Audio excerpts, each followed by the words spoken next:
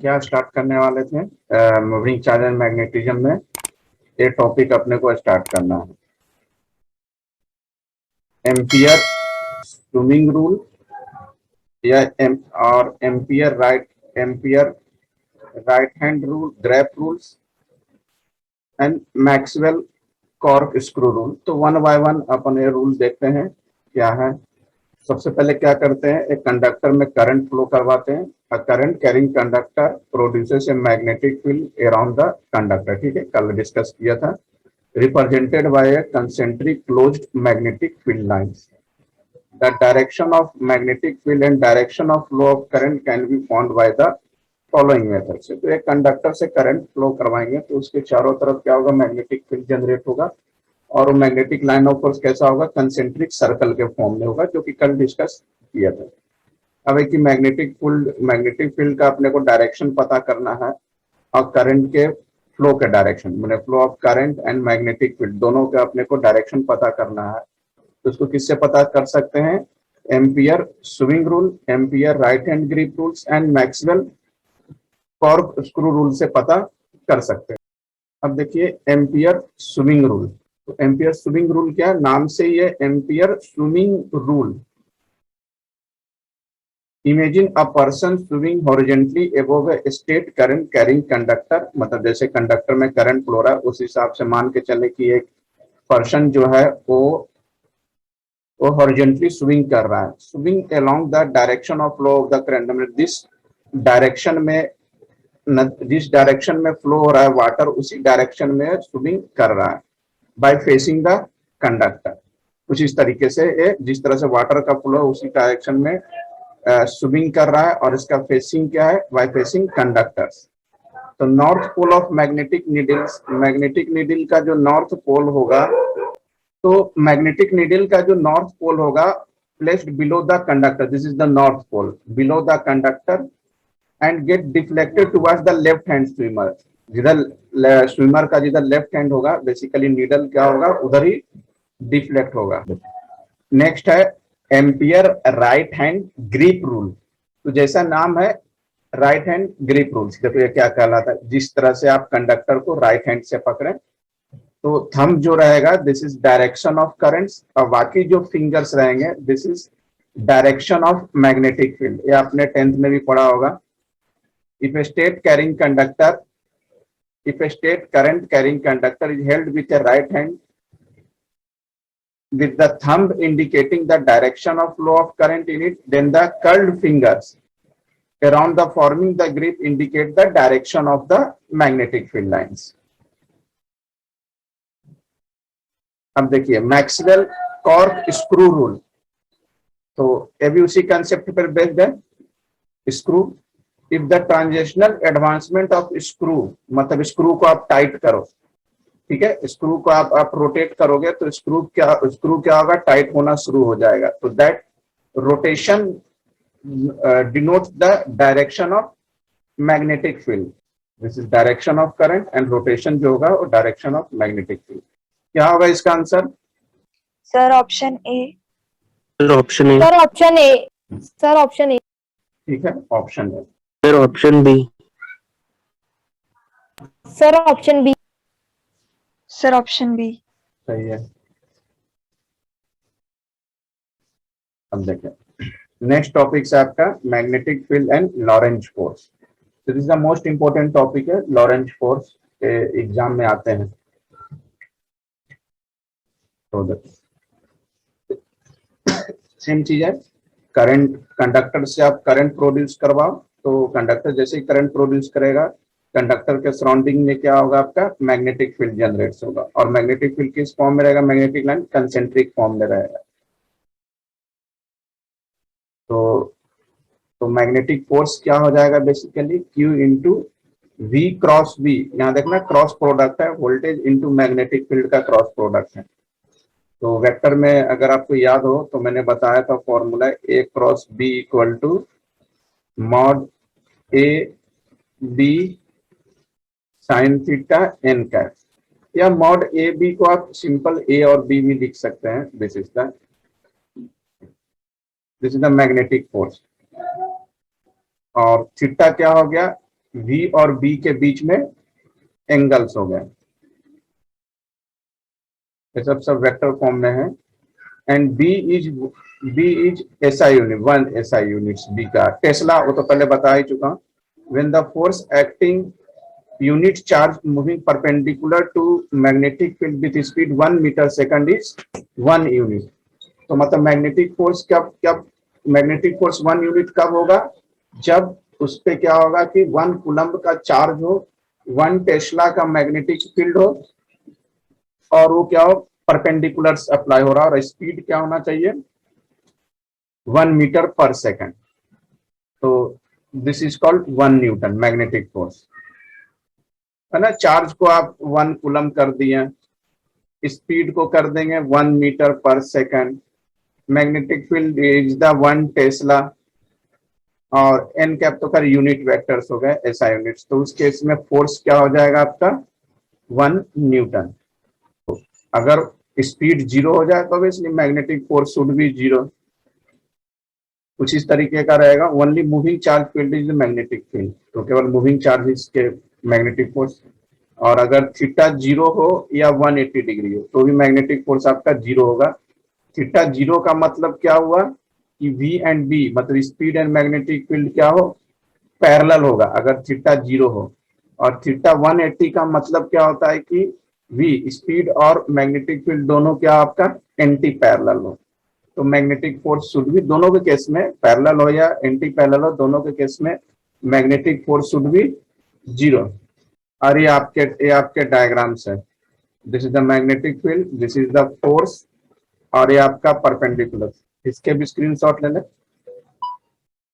तो कहा गया magnetic force acts always direction perpendicular to the both velocity and magnetic field, माने velocity और मैग्नेटिक फील्ड के परपेंडिकुलर डायरेक्शन में मैग्नेटिक फोर्स आपका अप्लाई हो। Now the force on electric charge in motion due to both electric and magnetic field. Obviously ये अगर electric field है और ये अगर मैग्नेटिक फील्ड है, और इसके डायरेक्शंस में क्या, इसके परपेंडिकुलर डायरेक्शंस में क्या लग रहा है, इलेक्ट्रिक फोर्स लग रहा है, जो कि दोनों के परपेंडिकुलर है अगर एक्स वाई जेड मान लेते हैं। तो the force of electric charge पर जो फोर्स लग रहा है मोशन में, फोर्स के कारण मोशन में कब होगा, दोनों के कारण हो गए, इलेक्ट्रिक फील्ड के कारण भी होगा, मैग्नेटिक फील्ड के कारण भी होगा। इसलिए फोर्स के लिए क्या लिख सकते हैं formula, charge into electric field और charge into V cross B। ये हमेशा फॉर्मूला याद रखना, जब इलेक्ट्रिक फोर्स की बात करेंगे तो चार्ज इंटू इलेक्ट्रिक फोर्स, और मैग्नेटिक फोर्स की बात करेंगे तो charge into V cross B की बात कर रहे हैं। अब दोनों से क्या करें, Q कॉमन निकाल लिया, दिस जो अपना जो टोटल फोर्स होता है, this is the sum of the electric and magnetic force के सम के बराबर होता है। इसी को बोलते हैं लॉरेंज फोर्स। यूनिट मालूम है आपको मैग्नेटिक फील्ड का, tesla, and B equal to क्या होगा, F अपॉन QV। 1 टेस्ला का मतलब होता है 1 newton, R 1 coulomb and 1 metre per second. मतलब टेस्ला को आप डिफाइन कर सकते हैं, tesla is defined as the magnitude of magnetic field when a force of 1 newton acts on a charge 1 coulomb moving with velocity 1 metre per second. ऐसा unit क्या होगा आपका, ऐसा यूनिट ऑफ 1 गॉस भी बोलते हैं और टेस्ला भी बोलते हैं, यूनिट याद रखना। 1 गॉस का मतलब क्या होगा, 10 टू द पावर -4 टेस्ला। अब देखें, order of magnitude of magnetic field in a variety of physical situation. तो मैग्नेटिक फील्ड के मैग्नीट्यूड का ऑर्डर क्या होता है, दिस इज कुछ फिजिकल सिचुएशंस है, उसके आपके मैग्नेटिक फील्ड दे रखा है। सरफेस ऑफ न्यूट्रॉन स्टार क्या दे रखा है, 10 to the power 8। typical large field in a laboratory near a small bar magnet on the earth surface, human nerve fibers and interstellar space। ये सबका मैग्नेटिक फील्ड का magnitude दे रखा है। ये बताए क्या होगा answer, what is the SI unit of magnetic field, option C tesla. ये बताए 1 गॉस इक्वल टू टेस्ला होता है। Sir option A. बाकी लोग, सर ऑप्शन ए। हाँ ये सही है, अभी तो प्रीवियस ऑप्शन है। Magnetic force on A current carrying conductor. अब देखते हैं मैग्नेटिक फोर्स की बात करते हैं on A current carrying conductor. जब किसी कंडक्टर से करंट फ्लो हो रहा है तो मैग्नेटिक फोर्स क्या होगा? Magnetic force on A current carrying conductor. Consider a current carrying straight rod of uniform cross sectional area A and length L. तो एक रॉड लिया जिससे एल लेंथ का रॉड है और रॉड की एरिया ए है, उससे करंट पास हो रहा है, करंट फ्लो हो रहा है। let the number of mobile charges carry crossing a unit volume be n। मान लिया कि नंबर ऑफ मोबाइल चार्जेस क्या मान लेते हैं? n। Mobile charges carrying crossing a unit volume, मतलब mobile charges per unit volume. तो total number of mobile charges क्या होगा? a इंटू एल, क्योंकि ऊपर क्या mobile charges per unit volume है तो n। Again a current carrying conductor produces, ठीक है, मैग्नेटिक फील्ड प्रोड्यूस होगा in case of circular forms. तो अपने को मैग्नेटिक फील्ड और फ्लो ऑफ करंट का डायरेक्शन फाइंड आउट करना। तो इसके लिए मान लेते हैं कि फ्लो ऑफ करंट थ्रू है मेटल वायर से करंट फ्लो हो रहा है कुछ इस तरीके से। एक मेटल वायर लिया जिससे कि करंट फ्लो हो रहा है कुछ इस तरीके का metal wire. Consider this to be a small piece of metal wire. This metal wire है, इसमें इलेक्ट्रॉन फ्लो हो रहा है, atoms are in state of vibrations. क्योंकि जब तक इसको एक्सटर्नल सोर्स ऑफ एनर्जी से कनेक्ट नहीं करेंगे वो इसके अंदर का जो एटम्स है वो बेसिकली क्या वाइब्रेट ही होते रहेगा। Is the free electron. अब फ्री इलेक्ट्रॉन का मोशन क्या होगा? Random motion.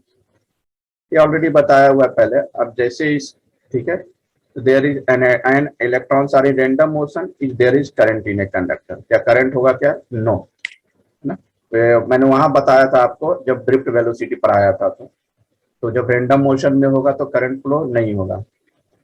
अब इसको एक्सटर्नल सोर्स ऑफ एनर्जी से कनेक्ट कर लेंगे। If there is an electron going in one direction, there is an electron cancelling this effect by going in another direction. अब random motion में रहेगा, एक उधर जाएगा एक इधर जाएगा, एक लेफ्ट जाएगा एक राइट जाएगा, दोनों आपस में दूसरे कैंसिल कर देंगे तो चार्ज का फ्लो होगा नहीं, तो करंट भी फ्लो नहीं है रैंडम मोशन। मतलब net displacement is zero, then current is also should be zero. तो वहां पढ़ाया था, देख लेना एक बार ड्रिफ्ट वेलोसिटी में। अब यहाँ देखो, अब इसको external source of energy cell से कनेक्ट कर दिया तो इसके अंदर का जो इलेक्ट्रॉन्स है सब अरेंज हो जाएंगे, एक के पीछे एक हो जाएंगे सब, जैसे करंट फ्लो का पास करवाया सेल से, देखो तो सब अरेंज हो गए, एक एक तरफ अलाइन हो जाएंगे सब, और इलेक्ट्रॉन फ्लो होना शुरू हो जाएगा सेल से, पॉजिटिव टू नेगेटिव इस तरह से शुरू हो जाएगा। Electron move from certain average drift, जो ड्रिफ्ट वेलोसिटी से फ्लो ऑफ फ्री इलेक्ट्रॉन का फ्लो कहां से होगा? निगेटिव टू पॉजिटिव की तरफ से, negative to positive direction. And current का फ्लो क्या होता है? Positive to negative. ये बहुत इंपॉर्टेंट पॉइंट है, इसको याद रखना कि इलेक्ट्रॉन का फ्लो जो होता है हमेशा निगेटिव टू पॉजिटिव। ऐसे याद रखना, इलेक्ट्रॉन मतलब चार्ज माइनस होता है, मतलब ये माइनस से प्लस में फ्लो करेगा। और करंट का इसका उल्टा कर दो, पॉजिटिव टू निगेटिव। ये अपना फोर्स हो गया। ये फॉर्मूला मैंने आज पहले भी बताया आपको। तो tesla B force upon Q V, तो मैग्नेटिक फोर्स क्या हो जाएगा? दिस, ये ऑलरेडी। अब देखते हैं motion in a magnetic. Consider a charge particle Q लिया in a uniform magnetic field B which direction is into the plane of paper and perpendicular to the velocity vector। एक charge particle Q लिया जिसका magnetic field V है और उसका direction क्या है? Into the plane of paper, and velocity vector के क्या है? परपेंडिकुलर से। तो so no work is done and no change in magnitude of velocity is produced because of a perpendicular से। कंसीडर 3 पॉइंट लिया, कोई भी अगर पार्टिकल्स मूव कर रहा है सर्कुलर फॉर्म में, 3 पॉइंट है ए बी सी। अब ये देख रहे हैं कि जैसे जैसे चार्ज का मूवमेंट इस तरह से, इस डायरेक्शन से, जैसे जैसे चार्ज का मूवमेंट हो रहा है, इसकी मैग्नेटिक फोर्स और velocity vector direction should be change. अब ए पॉइंट पे है जो परपेंडिकुलर इस डायरेक्शन, एफ बी ऊपर लग रहा है, वी इधर लग रहा है हॉरिजॉन्टली। अब बी पॉइंट पे आया तो वी वर्टिकली हो गया, एफ बी हो गया हॉरिजेंटली, तो कंटिन्यूअस इसके डायरेक्शंस क्या हो रहे हैं, चेंज हो रहे हैं, just like right hand thumb rule के थ्रू। तो if initially Q is at A, Q क्या ए पॉइंट पे था तो मूव टुवर्ड्स राइट मूव करेगा, और एफ टुवर्ड्स अप। जैसे ये बी पॉइंट पे गया तो भी क्या हो गया, टुवर्ड्स अप हो गया, और मैग्नेटिक फोर्स जो हो गया टुवर्ड्स लेफ्ट हो गया। इस तरीके से डायरेक्शन एज इट इज आगे Q, if q is at b moving towards up, f will be towards left, and q is at c, direction of will be as shown in figure, जो मैंने diagram में बताया। Now if v velocity has component along b, this component remains unchanged as the motion along b is not be affected by magnetic field। मतलब अगर v has a component along b है तो एक component जो होगा remains unchanged। कब unchanged होगा, जब मैग्नेटिक फील्ड जो है मोशन को अफेक्ट नहीं करे, माने मैग्नेटिक फील्ड के कारण मोशन पे कोई फर्क नहीं पड़ना चाहिए, तो उसके कंपोनेंट भी जो होंगे वो unchanged. The motion in plane perpendicular to B is before a circular one, hence the charge particle will produce a helical motion. Charge particle क्या प्रोड्यूस करेगा, हेलिकल मोशंस प्रोड्यूस करेगा। Since the force is centripetal force, ये already 11th में पढ़ा हुआ है, centripetal force और centrifugal force. तो सेंट्रीपिटल फोर्स क्या हो गया, M V square by R, और मैग्नेटिक फोर्स क्या हो गया, क्यू वी वी। अब दोनों फोर्स ही है तो दोनों को आपस में क्या किया, इक्वेट कर दिया। मतलब this is Q V B equal to M V square by R. तो ए क्या होगा, एक वी से तो एक वी कैंसिल आउट हो जाएगा, आर यहाँ चला जाएगा, R equal to M V upon Q V. और मास इंटू वेलोसिटी मालूम है, दिस इज कॉल्ड मोमेंटम, अपन 11 से पढ़ा था दिस इज। तो आर का क्या फॉर्मूला हो गया, Q upon sorry A B होगा, and R is the radius of circle describe the charge particle. जो मैंने बताया था अभी डायग्राम, दिस ये डायग्राम जो बताया था इस डायरेक्शन में, फिर यहाँ and larger the momentum, obviously R जो है मोमेंटम के डायरेक्टली प्रोपोर्शनल है, तो जितना ज्यादा मोमेंट होगा ऑब्वियसली रेडियस भी ज्यादा होगा, रेडियस ज्यादा होगा तो सर्कल बिगर सर्कल बनेगा। क्यू ज्यादा मतलब क्या होगा, वेलोसिटी ज्यादा होना चाहिए, क्योंकि P इक्वल टू क्या है, मास इंटू वेलोसिटी, कुछ इस तरीके से। इसके भी स्क्रीनशॉट ले लें। अब देखो frequency nu, V equal to क्या होता है, omega R, V is the velocity, omega angular velocity, R is the radius. तो V अपॉन R क्या हो जाएगा, ओमेगा, और ओमेगा एंगुलर वेलोसिटी क्या होता है, 2 pi nu. New is the frequency. अब थर्ड और फोर्थ, जो थर्ड पीछे इक्वेशन दोनों को इक्वेट करो, इससे आपको क्या निकल गया, फ्रीक्वेंसी आ जाएगा क्यू बी अपॉन 2 पाई। अब क्यू चार्ज है, बी मैग्नेटिक फील्ड है, और एम आपका मास हो गया। तो टाइम फॉर 1 रिवोल्यूशन के लिए टाइम पीरियड कितना होता है, 2 पाई बाय ओमेगा, या 1 अपॉन फ्रीक्वेंसी भी लिख सकते हैं इसको। तो ये सब फॉर्मूले 11th में पढ़ा हुआ है, और शायद केमिस्ट्री फिजिक्स दोनों 11th। If there is a component of velocity, if there is a component of velocity parallel to the magnetic field, अगर वेलोसिटी का कंपोनेंट मैग्नेटिक फील्ड के अगर पैरेलल हो, डिनोटेड बाय v11 से डिनोट करते हैं, and it will make a particle move along the field and the path of particle would be helical ones. तो इसमें भी आपको क्या होगा, हेलिकल फॉर्मेशन, मोशन क्या होगा, हेलिकल फॉर्म में होगा। Is the pitch of distance between, जैसे अगर मैं हेलिक्स बनाऊं स्प्रिंग, दिस इस फॉर्म में जो होता है ना, दो हेलिक्स के बीच का distance, this is the pitch. तो formula momentum v into T, v तो अब आपको मालूम है कंपोनेंट ऑफ वेलोसिटी, और टाइम पीरियड का फॉर्मूला अपन ने लगा दिया 2 pi m by Q V, जो प्रीवियस स्लाइड में निकाला था। The radius of the circular component of the motion of charge particle with uniform magnetic field is called radius of helix, this is the helix. तो circular component में जो move कर रहा है motion, radius of circular component of the motion of charge particles with uniform magnetic. तो radius जो circular component का motion का जो रेडियस होगा ना इन फॉर्म ऑफ हेलिक्स, इसी को बोलेंगे रेडियस ऑफ हेलिक्स। क्या होगा इसका answer, sir option C. Sir option B. इसका बताएं क्या होगा इसका answer. Sir option C. Sir option A. Sir option A. ये बताएं क्या होगा। Sir option B C. बाकी लोग sir option C. Sir option B. सी।